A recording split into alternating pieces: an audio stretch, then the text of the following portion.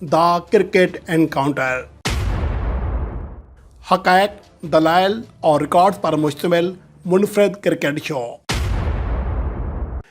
السلام علیکم، میں ہوں اختر عباسی اور آپ دیکھ رہے ہیں ورلڈ اسپورٹس۔ دا کرکٹ کاؤنٹر کا پہلا پروگرام آپ کے لیے پیش خدمت ہے اور اس کا سلسلہ ہم شروع کرتے ہیں بابر اعظم کے حوالے سے، جو کہ تازہ ایشو ہے، اور اس ایشو کے حوالے سے بہت زیادہ باتیں ہو رہی ہیں سوشل میڈیا پر۔ اس کے حوالے سے ایک رپورٹ تو میں پہلے ہی پیش کر چکا ہوں کہ در حقیقت اس کے حوالے سے جو پروپیگنڈا ہو رہا ہے اس میں کتنی حقیقت ہے اور کتنا وہ صحیح بول رہے ہیں۔ اور اس رپورٹ کا جو دوسرا حصہ ہے وہ آپ کے لیے مختصراً پیش کروں گا، جس میں آپ کو اندازہ ہو سکے گا کہ در حقیقت بابر اعظم کے خلاف ہونے والی جو منظم پروپیگنڈا مہم ہے وہ کتنی غلط ہے، کتنا ناانصافی ہے ہمارے کپتان کے ساتھ، ہمارے کھلاڑیوں کے ساتھ۔ اس طرح فہیم اشرف کے حوالے سے باتیں اور آئندہ آنے والے پروگرامز میں دیگر رپورٹس پر بات کریں گے۔ اور اس کے حوالے سے اگر آپ کو کوئی ایسا ایشو لگتا ہے کہ آپ کو لگتا ہے کہ اس ایشو پر بات ہونی چاہیے، اس ایشو کے حقائق جو ہیں وہ سامنے لانے چاہیے، تو آپ ہمارے ساتھ کمنٹ سیکشن میں شیئر کر سکتے ہیں۔ اور بہت جلد ہم ایک واٹس ایپ نمبر بھی دینے والے ہیں جس پر آپ ہمیں بتا سکیں گے کہ اس ٹاپک پر بات کریں، یا اگر کوئی ایسا آپ کی نگاہ میں کسی بیان، کسی کھلاڑی کا، کسی ایکسپرٹ کا کوئی ایسا بیان گزرتا ہے یا سوشل میڈیا پر کوئی چیز وائرل ہوئی ملتی ہے جس کو آپ لگتا ہے کہ شاید یہ حقیقت نہیں ہے، وہ بھی آپ ہمارے ساتھ شیئر کر سکیں گے، جس پر ہم تجزیہ کریں گے۔ تو بہرحال اگر ہم بابر اعظم کی بات کریں تو ان کے بارے میں کراچی کے کچھ صحافی ہیں اور کچھ سابق پلیئرز ہیں، وسیم اکرم، شاہد افریدی، کچھ اور لوگ ہیں۔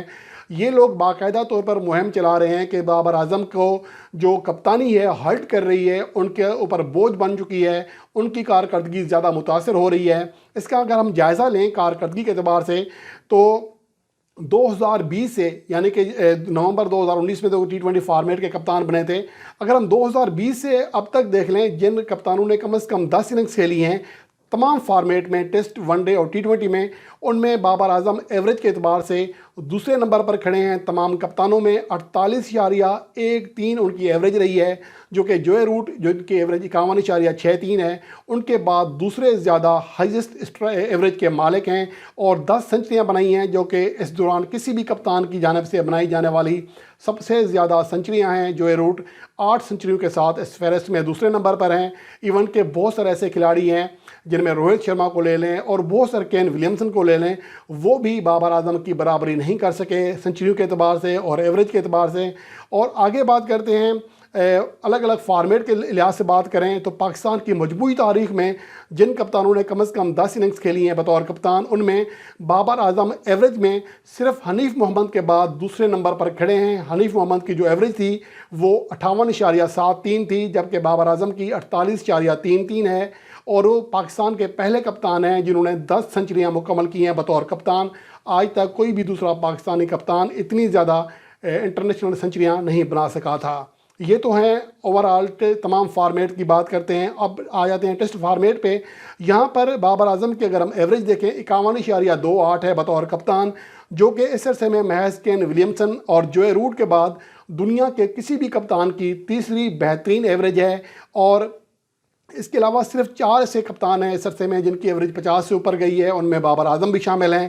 ایون کہ بہت سارے ایسے کھلاڑی اور بھی ہیں جن کا بڑا نام ہے۔ وراٹ کوہلی کی مثال لے لیں، انہوں نے بطور کپتان اس عرصے میں 15 ٹیسٹ میچوں میں اپنی ٹیم کی کپتانی کی، لیکن ان کی ایوریج جو ہے 28 رہی ہے۔ تو اس طرح اور بھی بہت سارے ڈین ایلگر ہیں یا بین اسٹوکس ہیں، تو وہ ایوریج میں سبھی بابر اعظم سے خاصے پیچھے رہے ہیں۔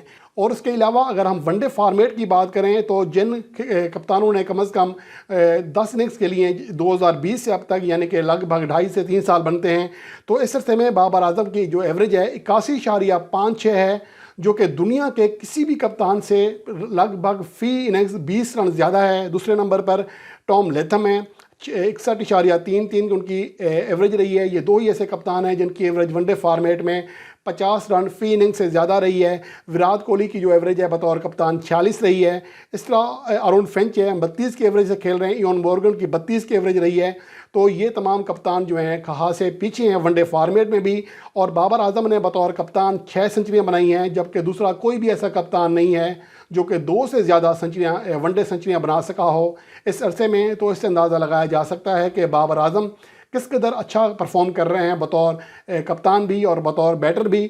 اور اس کے علاوہ اگر ہم ون ڈے فارمیٹ میں جنوری 2020 سے कप्तानों को हटाकर भी तमाम प्लेयर जो कि बतौर आम प्लेयर भी खेल रहे हैं उनको भी देख लें, वहाँ पर भी बाबर आजम एवरेज के अतबार से सबसे आगे हैं, जिनकी एवरेज 81.56 है। और शब्बिन गिल जो है दूसरे नंबर पर मौजूद हैं, 70 की एवरेज है। और स्टीवन स्मिथ 67 की एवरेज के साथ तीसरे नंबर पर हैं। यहाँ पर भी सबसे आगे दिखाई देते हैं बाबर आजम वनडे फॉर्मेट में। और उसके अलावा अगर हम T20 इंटरनेशनल मैचेस की बात करें तो यहाँ पर बाबर आजम की जो एवरेज है वो 36.79 है, जो कि इस अरसे में जिन कप्तानों ने कम से कम 10 इनिंग्स खेली हैं बतौर कप्तान, उनमें महज विराट कोहली और जोस बुटलर के बाद दुनिया के किसी भी बैटर की कप्तान की तीसरी बेहतरीन एवरेज है, जबकि वो जोस बुटलर से सिर्फ 1 रन फी इनिंग्स पीछे हैं, जो कि बहुत बड़ा फ़र्क नहीं है। तो ये कारकर्दगी है बाबर आजम की बतौर कप्तान और बतौर खिलाड़ी। तो मेरे ख्याल में ये प्रोपेगेंडा बिल्कुल ही गलत है कि बाबर आजम जो हैं वो बतौर कप्तान नाकाम हो रहे हैं और कप्तानी का बोझ उनसे नहीं उठाया जा रहा। और नतीजे आपने देखे हैं पाकिस्तान टीम की कारकर्दगी कैसी रही है। ठीक है, T20 वर्ल्ड कप या बल्कि एशिया कप से लेकर कुछ ऐसी इनिंग्स आई हैं जिसमें वो नाकाम हुए हैं और लगातार 6 इनिंग्स में नाकाम हुए हैं। ये पहला मौका है पूरे कैरियर में कि वो लगातार 3 या इससे ज़्यादा इनिंग्स में नाकाम हुए। लेकिन 3 इनिंग्स या 6 इनिंग्स बड़ी माने नहीं रखती। जावेद मियांदाद भी लगातार 9 इनिंग्स में 15 से कम स्कोर पर आउट हुए थे टेस्ट फॉर्मेट में, तो उनको नहीं निकाला गया था। तो ये क्रिकेट रहती है। आप ये लगता है ऐसे है कि हमारे कुछ जो साबिक प्लेयर्स हैं या मुबसरीन हैं वो ताक में बैठे हुए हैं कि बाबर आजम नाकाम हो और हम फौरी तौर पर प्रोपेगेंडा शुरू कर दें, क्योंकि क्रिकेट में ऐसा होता रहता है, बैड पेज आते रहते हैं।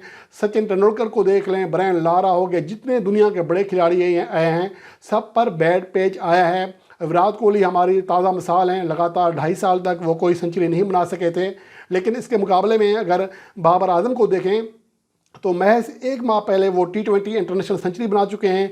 और पाकिस्तान की जो आखिरी सीरीज़ थी, सेकंड लास्ट टेस्ट मैच खेला, उसमें श्रीलंका के खिलाफ टेस्ट सेंचुरी बनाई। और पाकिस्तान की जो आखिरी सेकंड लास्ट वनडे सीरीज़ थी उसमें भी सेंचुरी बनाई। तो इस कदर अच्छी कारकर्दगी के बावजूद अगर हम तनकीद करते हैं तो मेरे ख्याल में ये सरासर नाइंसाफ़ी है। और अगर कुछ लोग ये कह रहे हैं कि 2022 में बाबर आजम की कारकर्दगी अच्छी नहीं है, तो ऐसा नहीं है। हाँ, ये ज़रूर है कि उस तरह की कारकर्दगी नहीं है, कदरे झोल ज़रूर आया है, लेकिन हम इसको बैड पेज कह सकते हैं। एक वक्ती तौर पर पाकिस्तान के कप्तान नाकाम हो रहे हैं, तो इसका ये मतलब नहीं है कि हम उन पर चढ़ दौड़ें। यहाँ हमें उन ऐसे खिलाड़ियों को सपोर्ट करने की ज़रूरत है। और जहाँ तक शाहिद अफरीदी की बात है, वो कहते हैं कि कप्तानी का बोझ हटा देना चाहिए। तो मेरे ख्याल में शाहिद अफरीदी को तो पाकिस्तान क्रिकेट बोर्ड को चाहिए उन्हें अपना मुशीर रख लें, उनसे मशवरे लिया करें, क्योंकि उनके मशवरे जो उनसे लें उनका उल्टा करें तो पाकिस्तान टीम कामयाब होगी। यही बाबर आजम को मशवरा दे रहे थे कि कप्तानी ना करें, लेकिन बाबर आजम ने कप्तानी की, शानदार नतीजे दिए। यही शाहिद खान अफरीदी पेशावर ज़ल्मी को कह रहे थे कि जो कप्तान चेंज ना किया जाए, डैरन समी शायद कप्तानी ना कर सकें। उसी डैरन समी ने पेशावर ज़ल्मी को चैंपियन बनवाया। उसके बाद शाहीन शाह अफरीदी को मना किया कि अभी तुम नौजवान हो, कप्तानी नहीं करना, कप्तानी का बोझ नहीं उठा सकोगे।